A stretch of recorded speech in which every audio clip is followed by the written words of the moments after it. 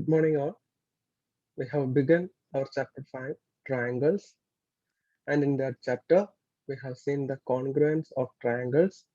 And in our last class, we have seen one method or one criteria for the congruence of two triangles. Okay, and as we have discussed, today we will learn more methods of the criteria of congruency of two triangles. Okay, so I will just share my screen. So we have seen that axiom 7.1 as SAS congruence rule. It states that, what does it state? Two triangles are congruent if two sides and the included angle of one triangle are equal to the two sides and the included angle of the other triangle. When can we say two triangles are congruent? If one if two sides, okay, see, if these are the two sides of a triangle, then the angle which lies like this, okay, this angle between one triangle is equal to the two sides as well as the angle between that two sides of another triangle. Then we can say that those two triangles are congruent. Okay, now we have done one example as well, and let us do the next example. AB is a line segment and L is its perpendicular bisector.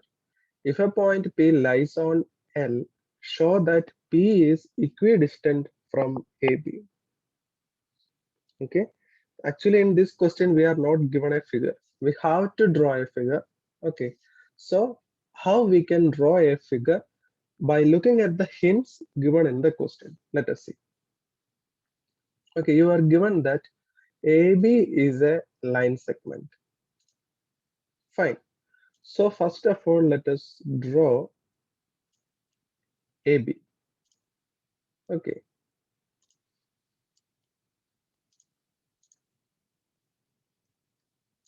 So we have drawn a line segment AB. Now there is a line L.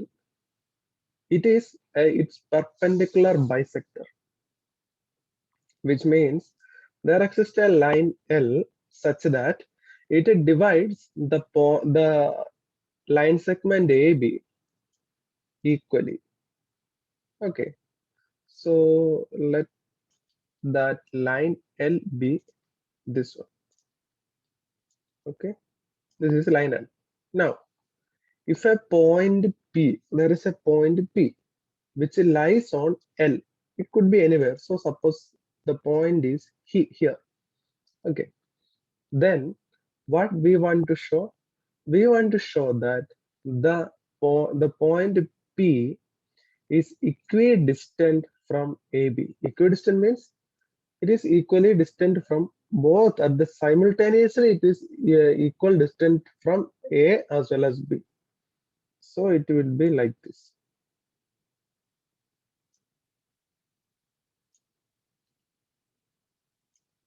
Okay, clear? So we want to, okay, one more point is there.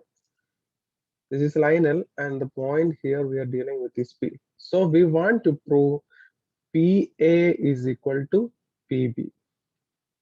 Clear? Okay. So now let us look at the answer. See,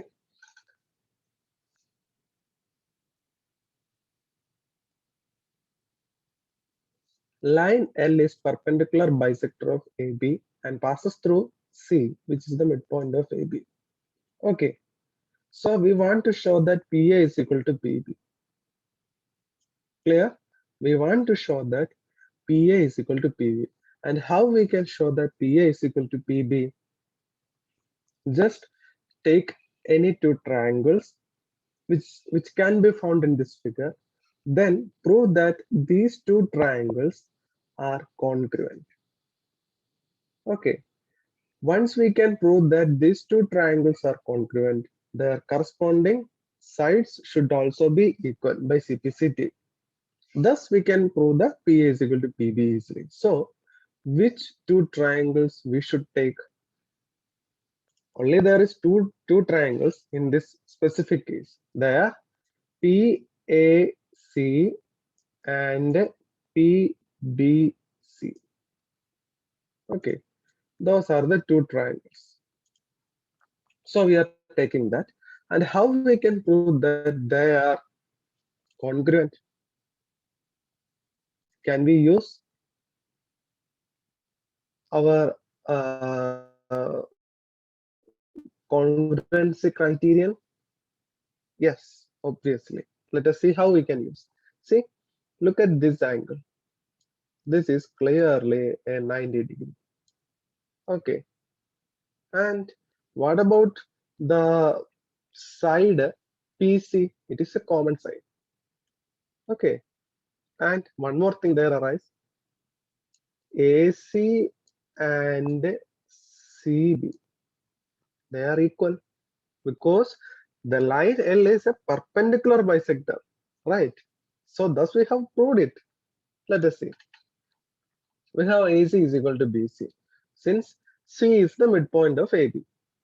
Now angle PCA is equal to angle PCB is equal to 90 degree. They are directly given. Okay. Now PC is equal to PC. That is common. It is a common arm for both the triangles. So look at what all things are equal. Two sides and the angle between that two sides. See PC and AC. And here it is PC and CB. The two sides as well as the angle between the two sides are equal. So we can say that triangle PCA is congruent to triangle PCB by SAS rule. Okay. So now we have seen that these two triangles are congruent. Therefore, their corresponding sides should also be equal. So PA should be equal to PB as they are the corresponding sides of congruent angles, congruent triangles. So are you clear? Here we have just directly applied ASA criteria, sorry, SAS rule. Okay, clearly you can prove it. So now let us see one more thing. See, here in this criterion, we have specifically said that two sides as well as the angle between the two sides should be equal to the other triangles, two sides and the angle between them. So what about two sides of a triangle is equal and any other angle, not the angle which is included between that two arms, means I will show you. See,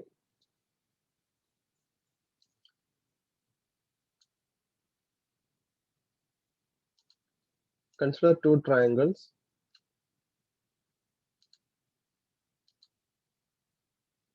Okay, and then suppose we are given that this side is equal to this side and this side is equal to okay, wait, I think I can take this side. So suppose these two sides and this side as well as this side are equal. Now if the angle between these two sides are also equal, then we can say that these two triangles are congruent. But suppose it is given to you this angle and this angle are equal, then can we say that these two triangles are congruent or not? What do you think? Are these two triangles congruent? Because their corresponding two sides are equal, but the angle not between those two sides are, there is no mentioning about the angle, but some other angle is equal. But can we say that, or can we conclude that these two triangles are congruent? Let us see. Actually, that is what we are going to deal now. Okay, for that, construct two triangles whose sides are 4 centimeter and 5 centimeter. Okay, and one of the angle is 50 degree. Okay, and what is the peculiarity of that 50 degree? This angle is not included in between the equal sides. See, like this. Okay, so here it is 4 centimeter and here it is 5 centimeter. Here also we have written 5 centimeter, but in both the cases, the angle is not between these two sides. That is, angle is not included here. The angle is not included here. Okay, so our question is, are these two triangles congruent or not? Just by looking at the figure itself, you can see that they are not congruent, which means two sides and angle. Okay, that is SSA or ASS. Such a criteria is not applicable for the congruency of two triangles, which means SAS congruence rule holds, but not ASS or SSA rule. We have took this much time to explain this because you should not write the you should not change the order of SAS. Okay, and that is wrong as well. We can't prove any congruence of two triangles by just by writing SAS or like that or ASS. It is wrong. But by using SIS congruence and giving the reasons, you can prove that two triangles are congruent. So now we have completed SIS congruence, but it is not over. There are many other criterions as well. So now we are going to learn a new criterion, and it is actually in the form of a theorem. This theorem is a little bit lengthy, so listen carefully, but it is actually very easy. Okay, once you can prove, you learn how to prove this, then it is very easy. No need to worry anything. So let us see. Theorem 7.1, ASA congruence rule. ASA congruence rule. Okay, two triangles are congruent if two angles and the included side of one triangle are equal to two angles and the included side of other triangle.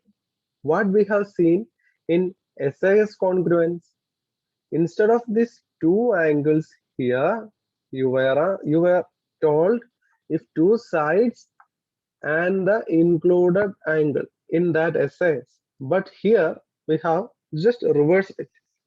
Two triangles are congruent if two angles and the included side of one triangle are equal to two angles and the included side of other triangle. Okay. Now, how we can prove this is true? Okay. So let us see how we can prove. We are given two triangles ABC and DEF. So what is the peculiarity of ABC and DEF? Two angles of them are equal and the side which lies between those two angles are also equal. Now we want to prove that these two triangles are congruent. Now I will show the figure. Okay, now in order to prove that, we need there arises three cases. Let us see what are those cases. So in the first case, side AB is equal to DE. Now look at the figure. See, we have two triangles. It is given that two sides and not two sides, two angles. Angle B is equal to angle E. Okay, then angle C is equal to angle F. Now look at the side BC is equal to EF. Now in the first case, we are assuming that the measurement AB, okay, this length is equal to DE. Okay, we are supposing that these are equal.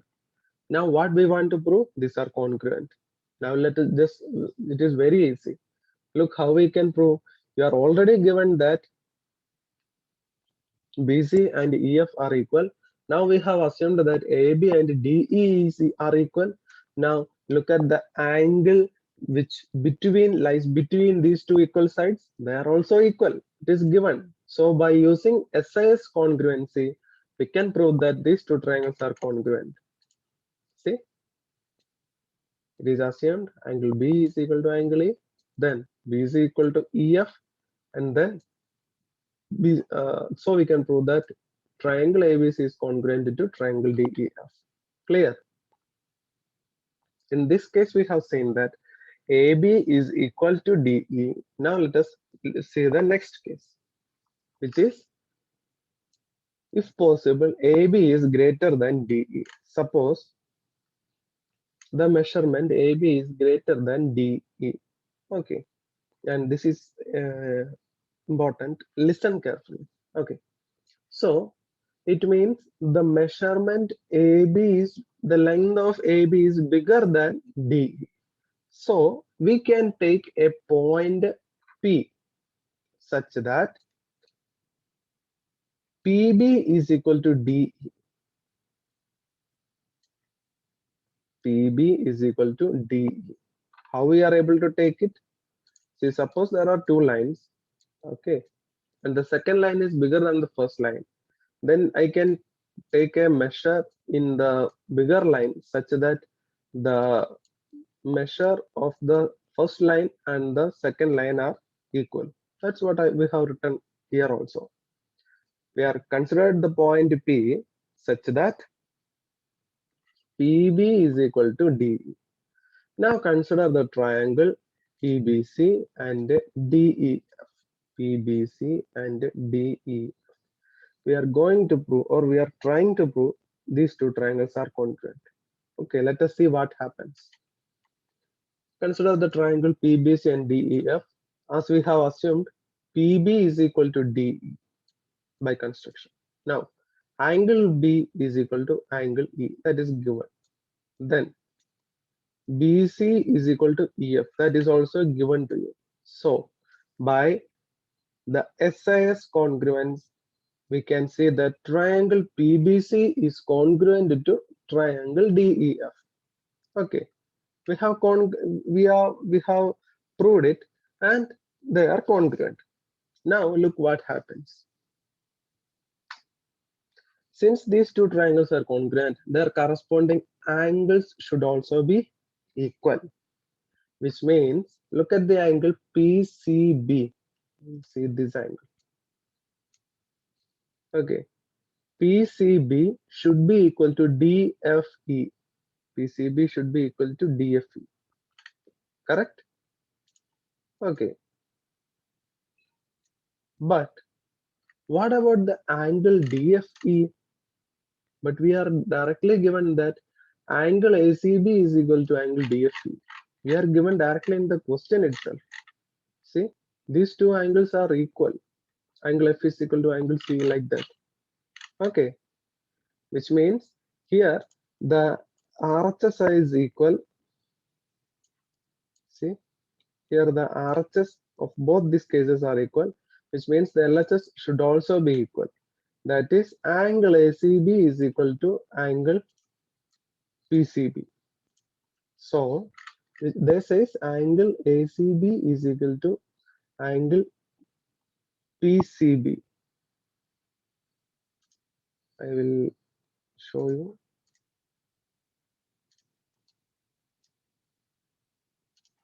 See, they are saying that angle PCB, that is this angle, is equal to angle ACB.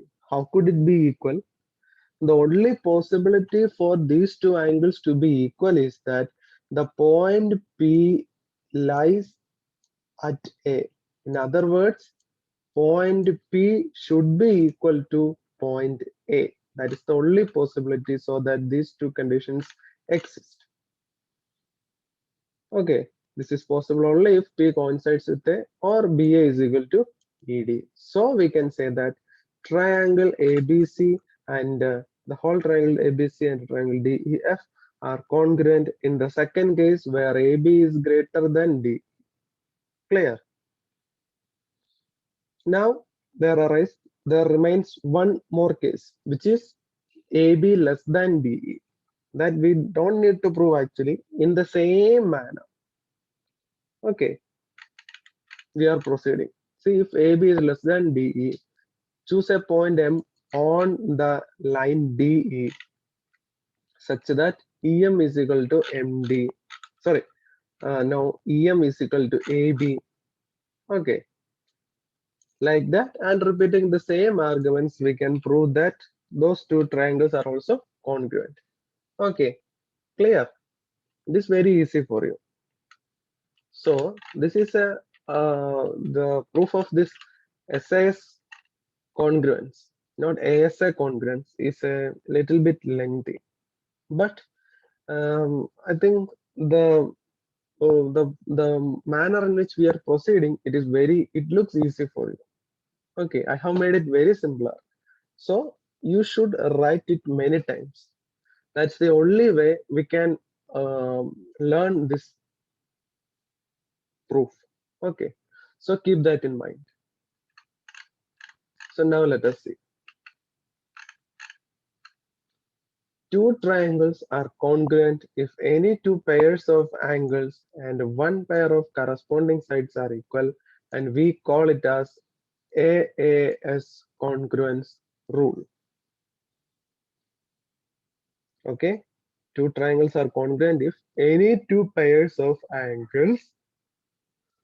Okay, look that they are saying that any two pairs of angles. Think. Okay, two triangles are there. Any two pairs of angles are equal, and any one pair of corresponding sides. The wording corresponding is very important. Okay, not just any side. The corresponding sides are equal, should be equal. Then we can say that those two triangles are congruent. Clear? Okay, so we can do an example. See, in example 3, line segment AB is parallel to another line segment CD. So you are going to parallel line segments. Then O is the midpoint of AD. O is the midpoint of AD. Now we want to show that, first of all, triangle AOB is congruent to triangle DOC. And in the second case, O is the midpoint of BC. You are given that O is midpoint of AD and some other information, and we want to prove that O is the midpoint of BC as well. Okay. So first of all, we want to prove that these two triangles are congruent. How we can prove that? Similar figures we have came across in last chapter as well. Okay, how we can prove it? See, you are given that actually O is the midpoint of AD, which means AO is equal to OD. Clear? Then, what about these two angles? Are these two angles equal? Why they are equal? They are vertically opposite angles. We have learned that vertically opposite angles are equal. Now you are given that CD and AB are parallel, which is transversed by a transversal AD. So what do you think? Some other angles should be equal. Let us see. Okay. Consider triangle AOB and triangle DOC.